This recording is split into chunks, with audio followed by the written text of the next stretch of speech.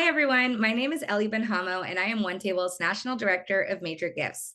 At One Table, we are all about Shabbat. In fact, we use Shabbat as a tool for young adults to engage with their local Jewish communities.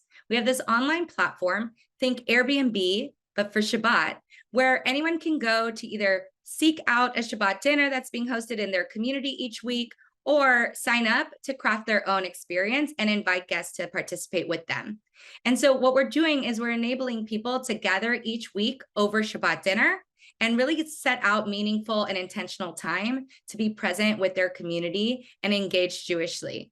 I love our do-it-yourself mentality because it doesn't matter how you were raised Jewishly, where you came from, or what prayers you know. We have 52 chances a year to engage in this way, and we make sure that everybody has a seat at the table. I got involved with One Table as a participant back in 2018 when I first moved from Miami, Florida, all the way across the country to San Francisco, California. And I used it as a way to really build my Jewish community and really get involved with my broader community in San Francisco. And I'm so grateful that now I'm on staff and able to connect so many more people to our work, whether they're joining us as a potential participant or as someone who is supporting these Shabbat dinners across the country each week.